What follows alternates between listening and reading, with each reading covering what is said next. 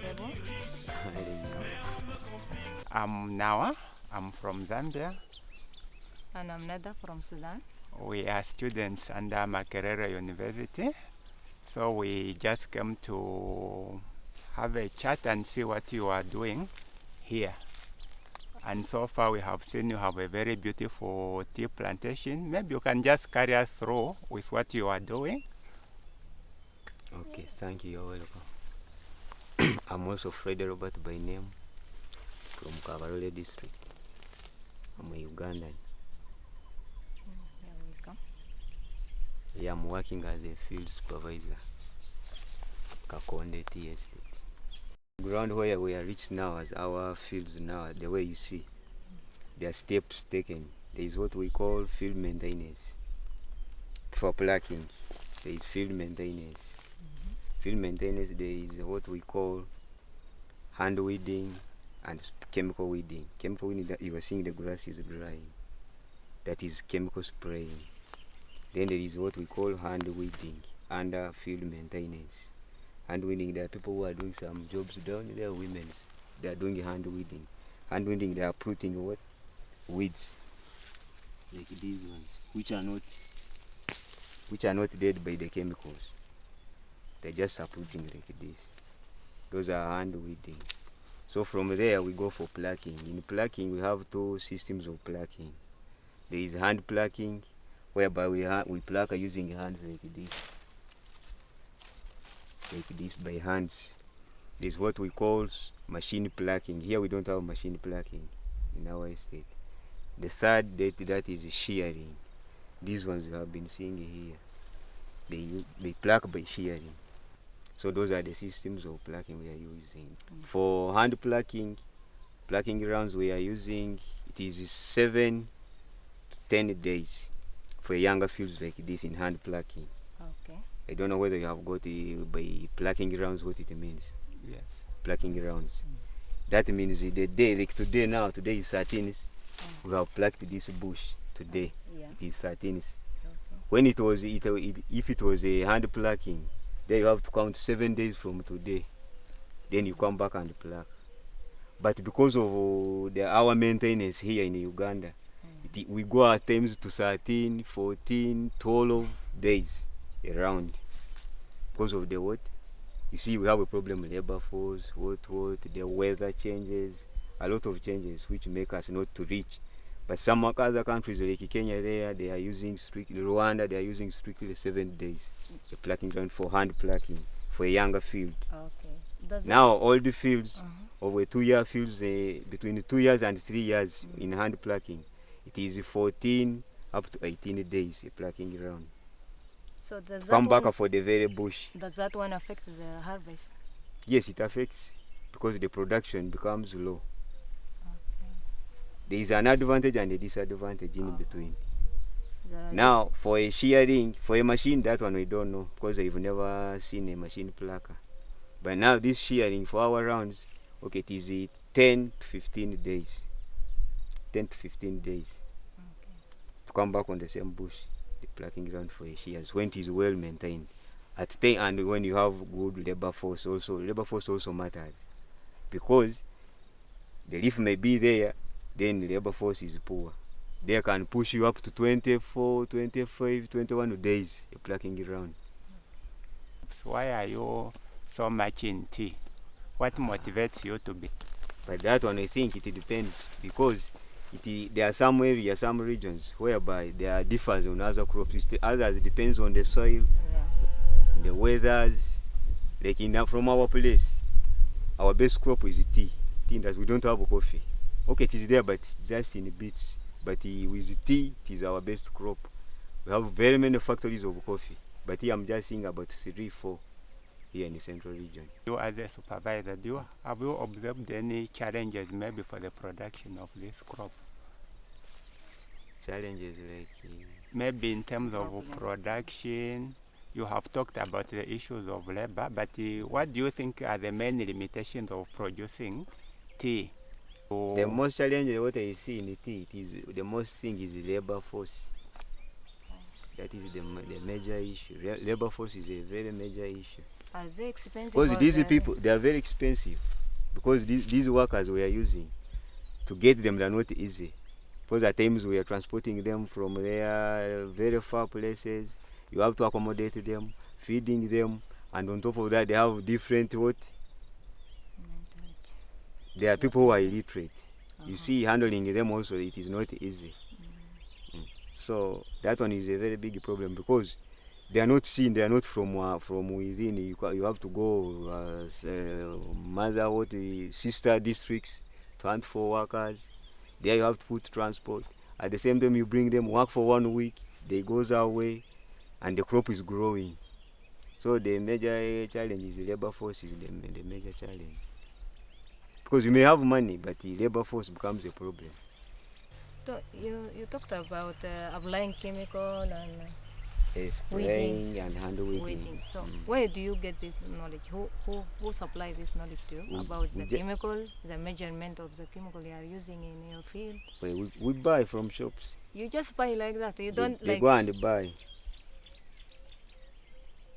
So where do you get the information? This is the right chemical and this is the right measurement of this chemical to use in the field. By books. So you read books. Okay.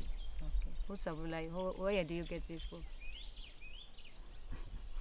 Those agro officers, they're having these books. So you go there and request for them. You can go and get, they are there, plenty. Go and make a research, it is there.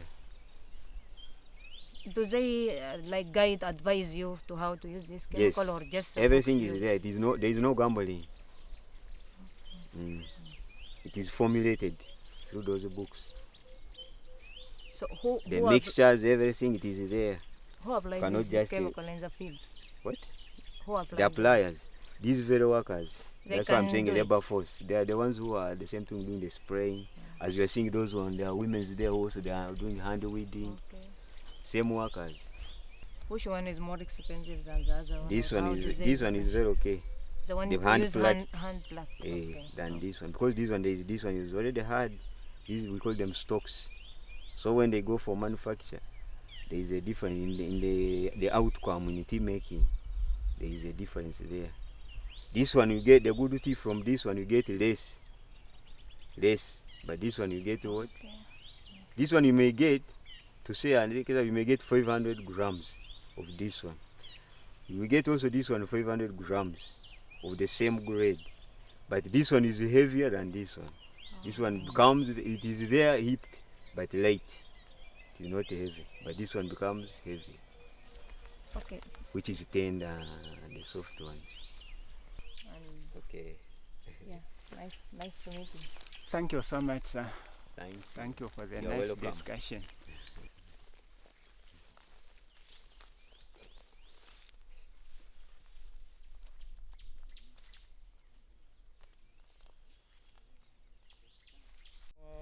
We have a major problem with withering of the tea plantations, the tea stalks, which wither.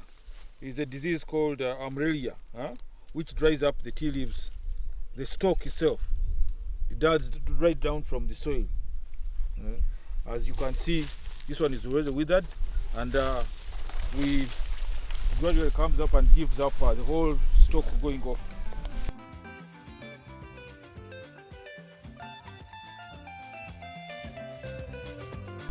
So it's a stumbling block. We have the major cure for it.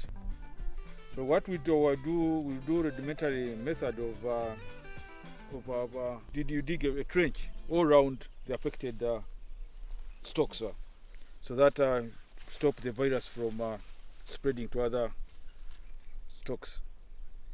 So that is the challenge we have as a disease in the plantation, in the tea plantation stock itself. How widespread is this problem in this farm and among the tea growers in the area?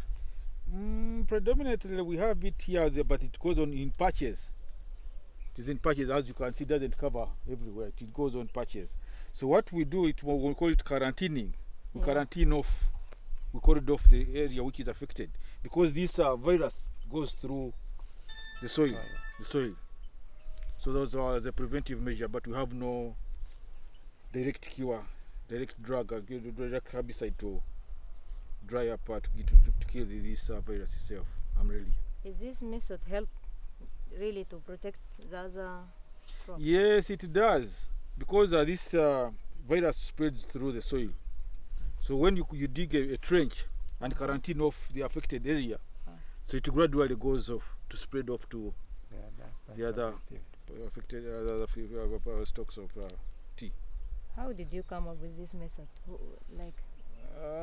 Really, we came up with it. Researchers came down and gave us a rudimentary way of stopping the spread of this Makerere virus. Which researchers? They and the Ministry of Agriculture? The agriculture officers mainly. They came here, and so you are and attached to them. They advise us accordingly, as we also do some little bit of research and do this and that. I'm very impressed with this plantation, especially that it's my first time to see a plantation run by an individual, a family. Back home, our tea plantations are run by the government, so they are more on a commercial basis. You see, in Sudan, Sudan is hot, so there is no tea there.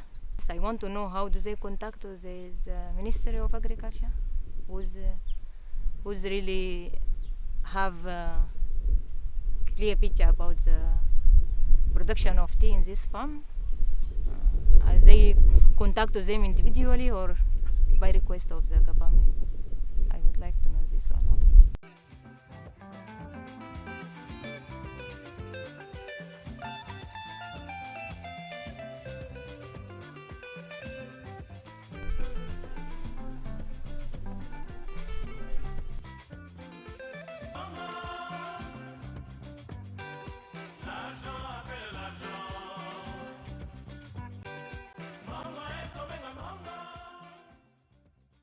Our visit to the tea factory was very enlightening. It has been my first time to see a tea processing factory. So we were taken through the stages from the time they receive the tea up to the time they package the tea for sale. So I have been able to learn and see the actual steps that are involved in trying to maintain the quality of the tea until the final product, the desirable product, comes out for the market. During our visit, the manager was able to tell us that they are producing around 2 million kgs of tea per annum. And currently, they have enough stocks. They are producing at what they desire, so they don't have the shortage of the commodity. So they are happy with what they are doing currently. There is processes where the tea coming, like the tea we're seeing the leaves. So at the end we will have tea, brown tea. So we got like two processes. They have fermentation for the tea, where they get the color and the size, the last size of the tea, the smaller size. And also they have different sizes based on the market. And those different sizes also, they are demanded by different countries. Like for Indians, they say they take strong tea, so they support that one for Indian. And the other one, like for Europe, they like the tea, tasty tea. So the size, the bigger size, it is that which has the taste. So they export to Europe, and the one which is a smaller size has the strong tea. So they export to India. Based on the manager, there are some like stages in the tea value chain. It's very difficult to get some information about it.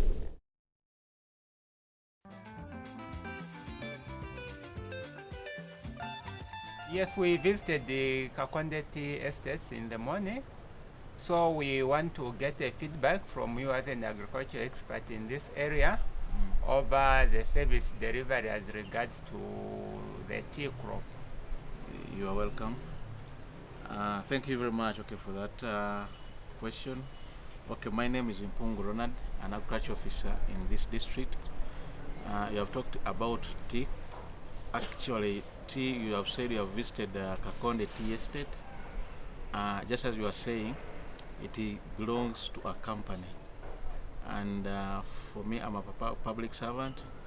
We are generally responsible for providing service to small-scale farmers, and our intention, okay, is to make sure that the farmers, okay, get the food to eat, and also get some to take the market and get some income.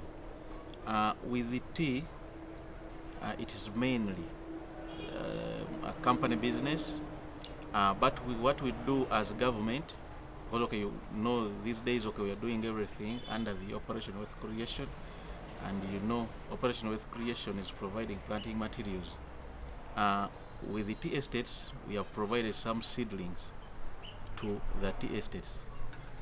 We haven't done much to smallholder farmers or to because generally the farmers who are growing tea for the factories are not very many these days. Okay. Yes. As government, you are providing the tea seedlings. Are you providing these free or they are at a cost? How, and if they are at a cost, how affordable are they to the people? Depending on what okay is going on presently, I said okay, we are under the Operation Wealth Creation Programme, which took over from National Agricultural Delivery Services.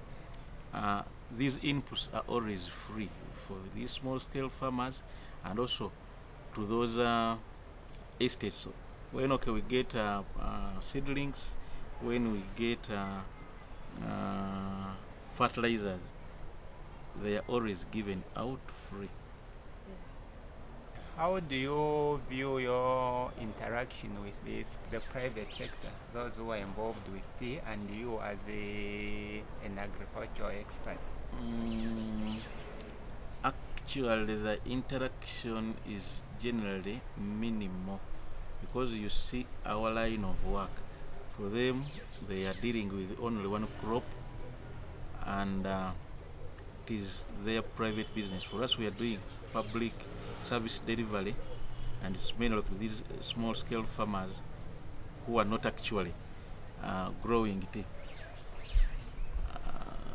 So we always interact when we have such offers, just as I've mentioned, when there is some offer from say tea seedlings from Operation Wealth Creation.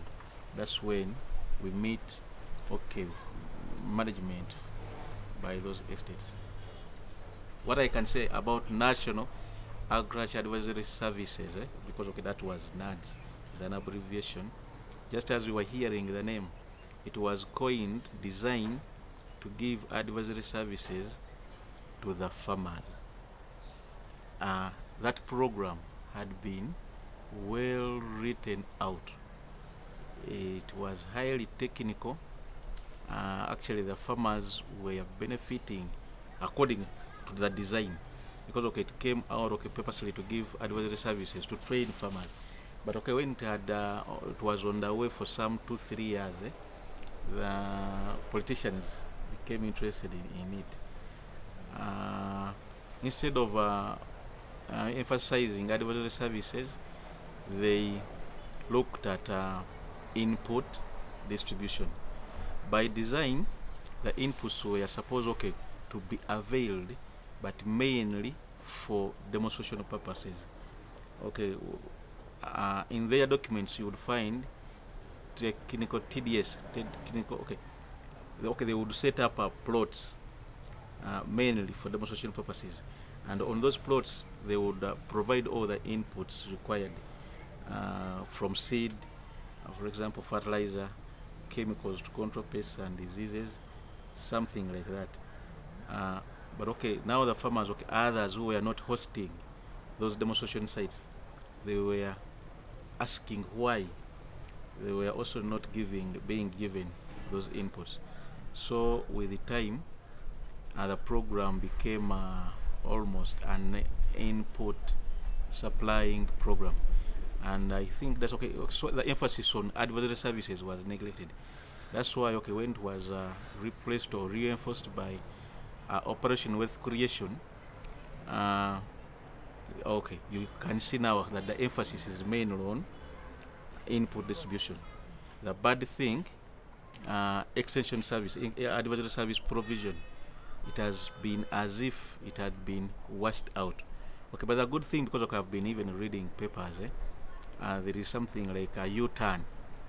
When Operation Wealth Creation had just been introduced, it was, you remember, actually the extension workers, the NADS coordinators, the advisory service providers and the NADS program were sent home.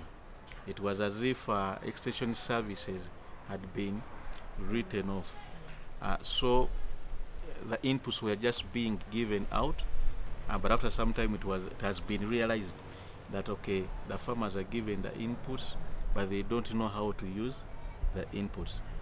I think currently they are going to revise that program now, Operation Wealth Creation, and I think with time we shall see several things which were under NADS being brought back in their extension service provision, to improve on Operation Wealth Creation. Generally, the farmers lack information. You can even say, some people say that the adoption rate is low. People think that the farmers are taught technologies are got from research and they are exposed to farmers, but the farmers are not picking up these technologies. It might be right and wrong, because the technologies come, but these things are highly technical. Before you adopt something, you have to understand it and you believe in it. Once you believe in it, then you adopt it. So the farmers need to be trained seriously, and you have to train them theoretically and practically. Now that it takes it takes long for the farmers to adopt, you may think that maybe you are doing very little, or when you move around you might think that you are not doing your work because you are seeing very few people adopting. They say the biggest percentage of the population is depending on what? On agriculture. They say agriculture is the backbone of the economy, but you'll see that what is injected there is almost negligible. Those private sectors, they recruit extension worker in their factories or in their business. It shows that how the importance of information and the delivery service among the private sector. The extension worker he's attached actually to farmers, and he knows what he's actually doing, because he said we are not interfering with private sector, we are only helping those individual or small scale farmers in seedling only.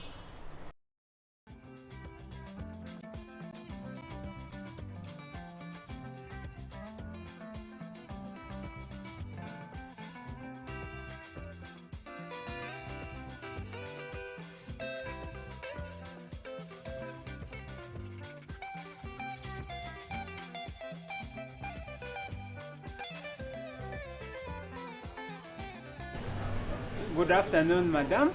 Good afternoon to you, sir. I'm Nawa. She is my colleague, Nada. We are from Makerere University. We are students. We are conducting a research on the services which are being provided. I have a variety I have herbicides, I have fertilizers, I have pesticides and seeds. So farmers come here to buy different types depending on the season of application, maybe for fertilizers, pesticides and herbicides. So this varies from the demand depending on the season. But now we are in the dry spell, they usually want fertilizers and pesticides because during the dry spell, it's the pests which are disturbing them because of the warmth. So they buy pesticides and fertilizers, because when they destroy the pests, they apply fertilizers. Because there is no rain, they use water, pumps, and hand sprays to spray their crops. They come depending on different localities. Some have caterpillars, others have flies, like that. So it depends on the location. So when that farmer comes, he first explains the types of the pests that are disturbing him or her. So we give the pesticide depending on the garden. Now those ones which attack cabbages are not the ones which attack tomatoes. Yes. If bananas, it varies. So the dosage varies from crop to crop. Please excuse me. Hello. Kale sebo. Nawe jebali.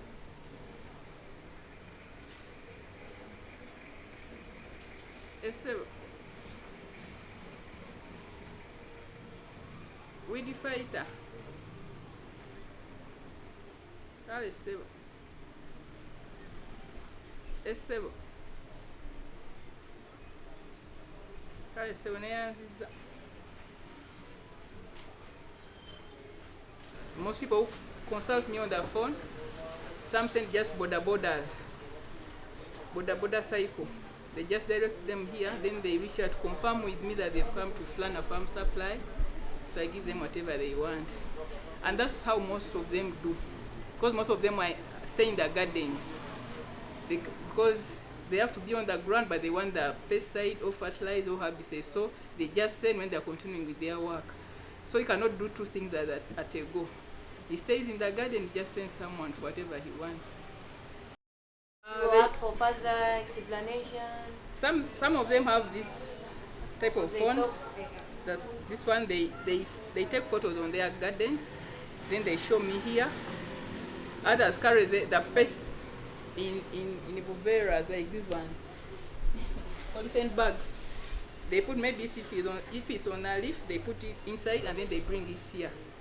So that's how we deal with them. Some of them, if I can get time at times and go there, but they usually carry them here on phone and physically. So they say, I've used this pesticide, but it has failed, what can I use? So when they've used most of these pesticides, what I do, I call different companies. I tell them, I have a farmers, we've been using such a pesticide, but it seems it has failed. Then the service provider asked me, what interval? If it has been wide, we narrow it. Let me say, if they've been using Striker, when they set weeks interval, what we do, we tell them to spray after 5 days. So when we narrow it, we give them 2 chances or 3. If to resist, then we use another pesticides. Most of them, I'm sorry to say, they are not well educated. So at times you come here because whatever I give them, I rate. By some of them, almost double. So when they double, they get problems. And they call me, they say, we use this one, but our things got burnt. I asked them, did you use that dose I told you? They say we doubled. But that one is a problem to farmers. They usually minimize the dosage you've told them, because for them, they believe too much, they want too much, they think too much is done which works, but at times it's not good.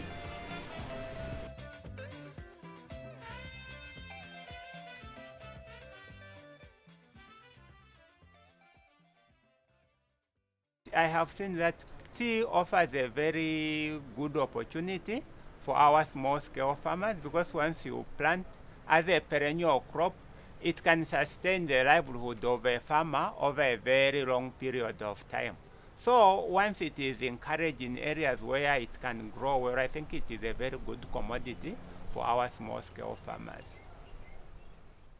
But what is interesting again is government is complementing the private sector in that they are trying to provide the inputs to the small-scale farmers, as well as providing technical information so that the farmers can, in the long run, benefit from such services. And it's interesting because the private sector, like the input suppliers, as we have heard from our discussions with the people in the field, they are offering an advisory service. People who come to buy the chemicals, the input suppliers are able to advise them on how they can use those chemicals safely, as well as which chemicals are best to use under what conditions. So which is good, because like we have heard, the extension is very low here because the number of extension workers are very few, in the ratio of 1 to 4,000. So with the active participation of the private sector, the agro dealers, so they are able to help the mainstream agriculture extension, which is a very good initiative. About the government trying to limit the service of nuts, maybe they want to privatize the system, or maybe they are seeing there is waste of money, or the output out of this service is not the way they planned for it, or they strategize it. So maybe within few years we'll know what is going to happen. What I have learned is that when you interact with so many people, you get very diverse views, and they are able to complement on one another. So they help you to have a broader picture and deepen your understanding of the scenario on the ground. And like if you would just depend on one person.